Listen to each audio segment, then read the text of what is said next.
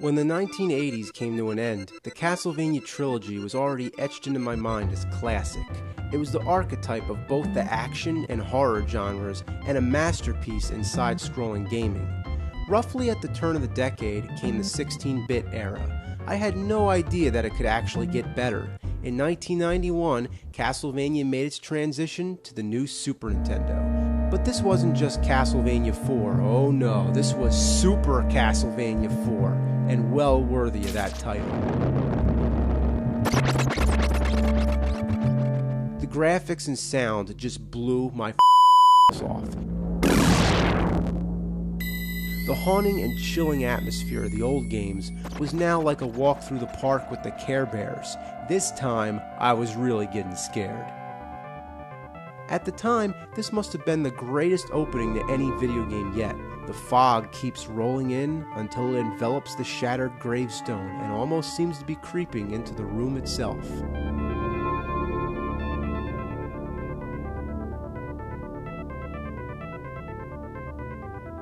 And then of course we have the game.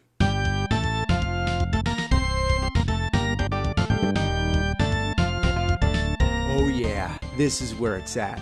The graphics give a supreme demonstration of what the Super Nintendo could do. There's not two levels that look alike, and the attention to detail is exquisite.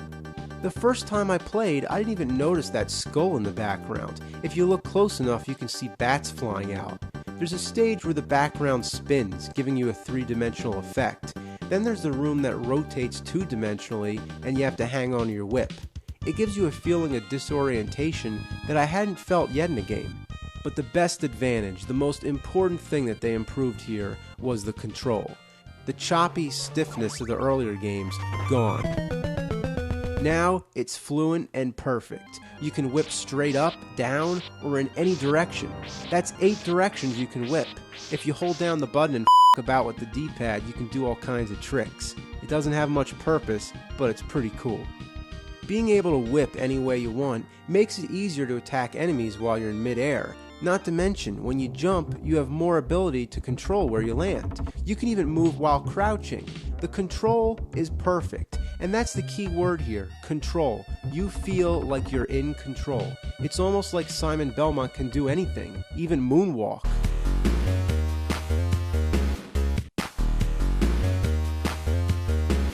It's as if you are Simon Belmont and fully immersed in the game.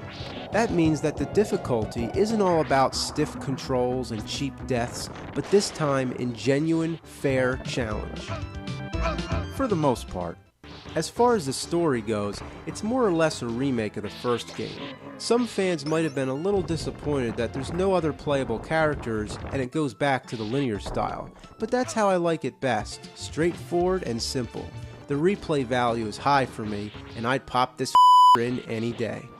In its final stages, it plays the music from all 3 of the NES games. It's like nostalgic memories of a Nintendo game within another Nintendo game.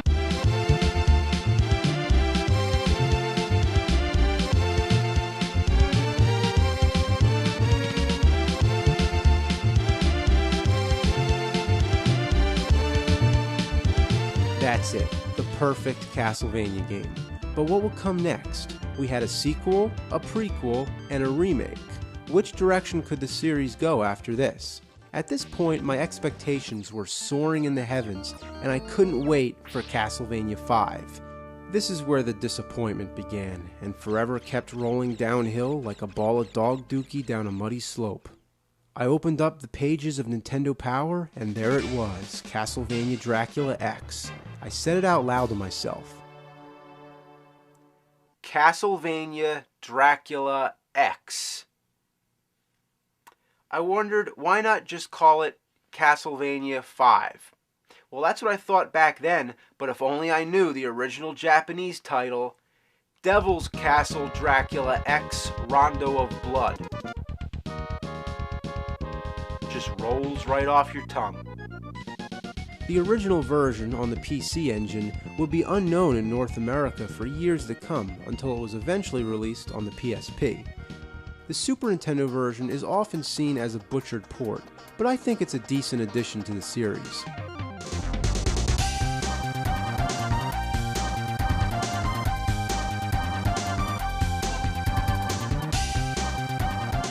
In this game, you take control of a new Belmont named Richter. He's not quite as skilled with the whip. Once again, you're restricted to only whipping in a horizontal manner, a major downfall from the previous game. Throwing special items on the stairs, once again it's a little tricky because you have to use the D-pad. Unlike the last game, which conveniently used the R button, this time you're back to the NES control of using up plus the attack button. However, you do have a backflip, which can come in handy sometimes. But for the most part, you're ill-equipped to deal with the unfair challenges. The distances you're expected to jump are stretched so far that the only way to make them is if you jump from the absolute edge, as close as you can possibly get without falling off. The frustration in this game is back full force. Every level is an endurance, and you'll be begging for a pork chop all the time. The final battle with Dracula is impossible. Impossible. Is it bad enough Dracula turns into a devil wearing a Speedo? But on top of that, you have to hop across platforms? Anywhere you stand, one hit will knock you off and kill you. Dracula X was a decent game, but not a worthy successor to the masterpiece Castlevania 4, so the search was still on. Now let me explain something for a minute. I couldn't afford more than one game system at a time, plus a library of games to support it, so I passed on PlayStation in favor of the next Nintendo console. I was sure that the same way the Super Nintendo impressed me so much, the Nintendo 64 would come along and do the same, delivering the next best Castlevania. I was ready to have my blown off by awesomeness once again. There were two games, one simply titled Castlevania and the other Castlevania Legacy of Darkness. They were both released the same year and share the same style of gameplay. Like Mario and Zelda, Castlevania was making a leap to the third dimension. The graphics are good for Nintendo 64 standards, but I find them unappealing because it's the beginning of the 3D age and they haven't perfected it yet. It's that awkward period between the old and the new. Now, because both these games are so similar, I'm only going to talk about this one. If I talk about every game, I'll be doing this till next year. After all, this is the last Castlevania game I played when it was new, closing my personal recollection of how I experienced the series. You get a choice between two characters, Reinhardt and Carrie. Reinhardt uses the whip. The control is awkward. I don't know what it is, but it just seems like Castlevania was made to be in 2D. I don't know, just for some reason, Ocarina of Time worked out so much better. So I'm going with Carrie, because at least she has a projectile, giving you a longer range. But now I'm playing as like a schoolgirl. It doesn't look anything like Castlevania anymore. In this stage, you have to pull levers to open gates. So when you get to a lever, it says operate the mechanism, yes or no. Why does it bother asking me this? Obviously I want to pull the lever. What's my other option? To just stare at the background? The enemies are a complete joke. A Frankenstein monster wielding a chainsaw? What? Skeletons on motorcycles? And this game takes place in 1852. Was there motorcycles back then? The music sucks. It just sucks. Think it sucks? Listen. It sucks. There is no music. The control is what kills it. You grab onto these steps, and when you try to climb up, you just move back and forth. You want to know what your worst enemy is in this game? Medusa heads? No. Stairs? No. Water? No. This time, it's the camera itself. You can never situate the camera at the right angle to see what the hell you're doing. It just points wherever it wants.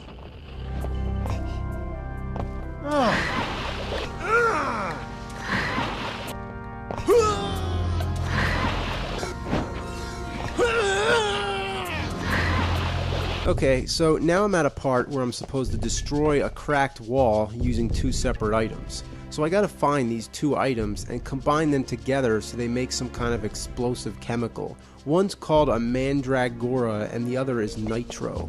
I got the mandragora first, but now when I try to pick up the nitro, it's telling me I can't carry them together because they'll explode.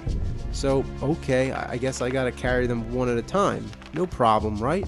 Well, I carried the mandragora over this cracked wall, and guess what? I just realized I have no clue how to put this thing down. There's no drop or throwaway option, nothing. I tried putting it in these garbage chutes on the wall, but still no luck. Then I found these statues that talk to you. At first, I thought they were just giving you hints, letting you know what to do with the Nitro and Mandragora, but since I can't seem to place the stuff on the ground, I figure I have to talk to these statues in order to even use the items at all. Even though that makes no sense, that's like talking to a fire hydrant so you can use dynamite to demolish a building. But anyway, talking to the statues doesn't work either. Turns out I was supposed to get the Nitro first, but now that I'm stuck holding the Mandragora, there's nothing I can do. The game's over. What a fatal flaw. Just because you miss some object, it won't let you continue.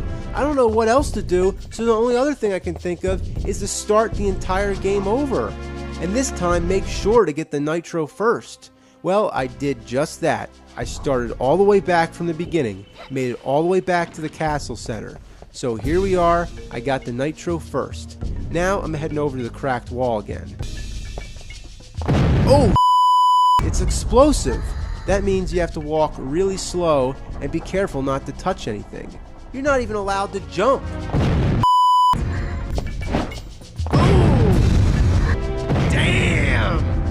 And every time it happens, you go back to the save spot.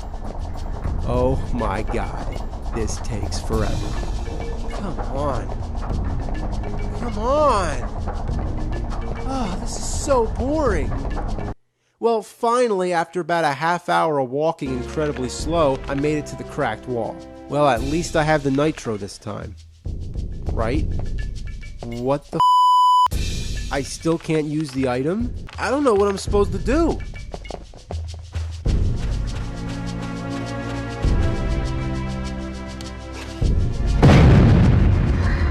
Life sucks.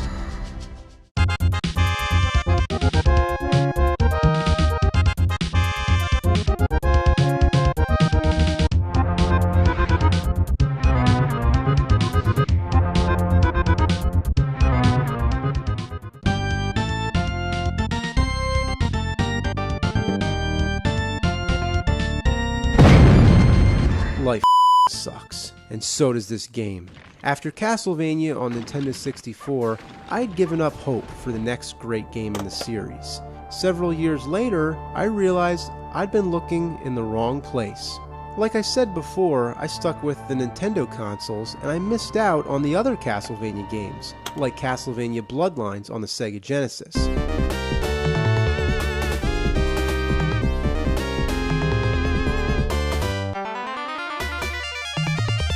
That's what you call Castlevania.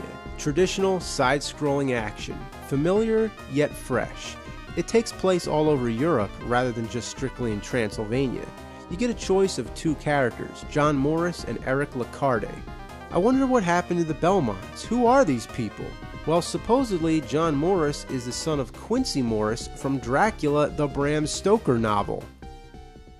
That just blew my mind. It's like now we're bringing the novel into it? So the whole canon of the games is now with the canon of the book, and it's like taking two canons and put them together. Anyway, this is a great game for the Sega Genesis library, but it's still not on par with Castlevania 4.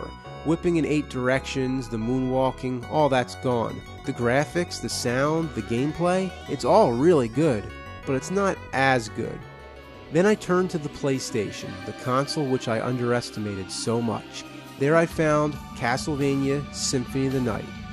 Holy hot damn, this is good.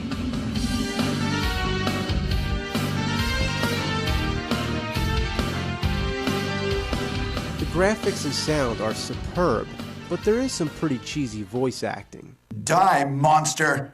You don't belong in this world! What is a man? A miserable little pile of secrets! But enough talk! How about you? The game's a sequel to Dracula X. In the opening scene, you play as Richter Belmont battling Dracula. The rest of the game, you play as Alucard, who's powerful as anything that stands in your way, no matter how big, one hit and it just explodes.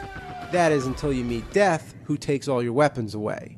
Now, Alucard sucks. All you get is his dinky sword, and every enemy takes like 9 million hits to kill.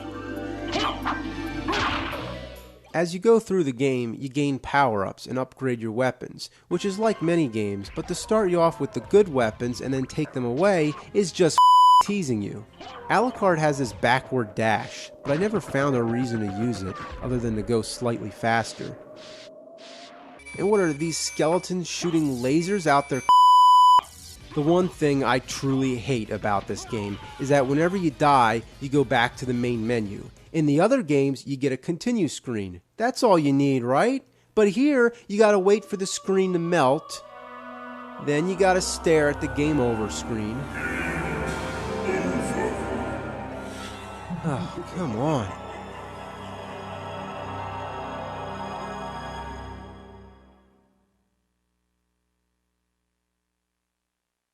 This takes forever.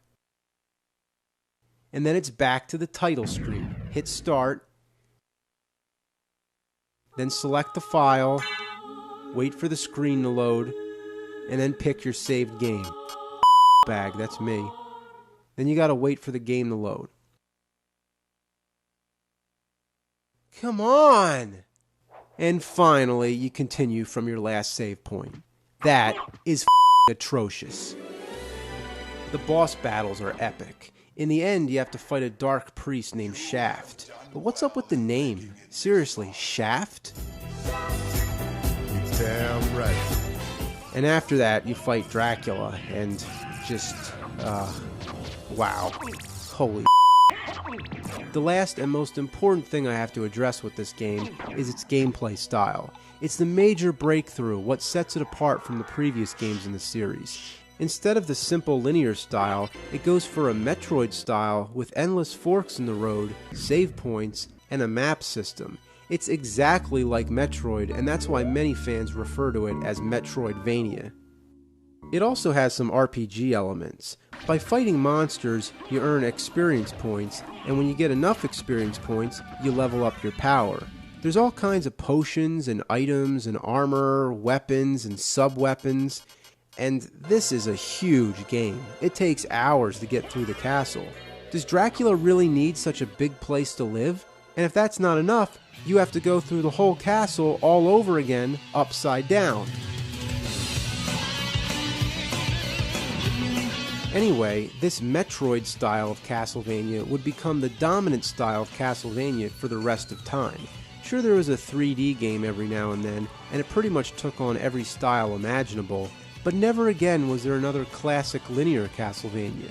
The console versions continued to experiment, while the portable versions followed Symphony of the Night as the example.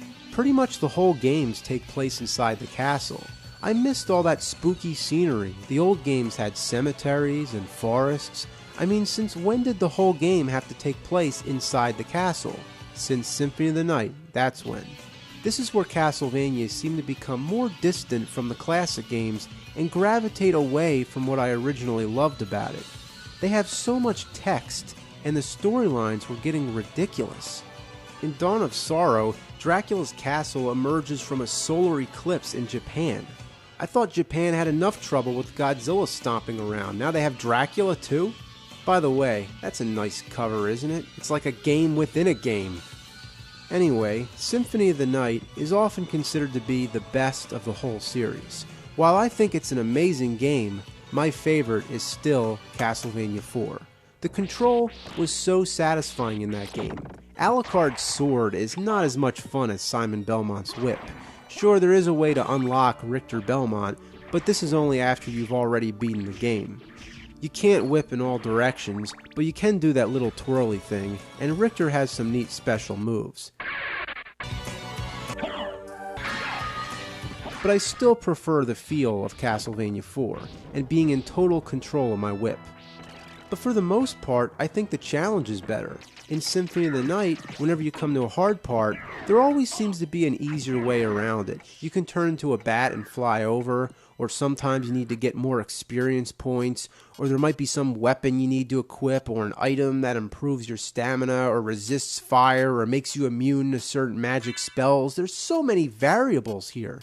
In Castlevania 4, all you had was your own wit. You don't rely on tricks, it's just you and the game. And the only way to beat it is to beat it with your mind and your reflexes. And that, to me, is what Castlevania is all about. And once you've beaten the game in the wee hours of the morning and watched the castle crumble, you reflect on all that time you just spent. The credits sequence shows little replays from each level. It's like watching old memories. And that's what the Castlevania games are for me. Memories that will last forever.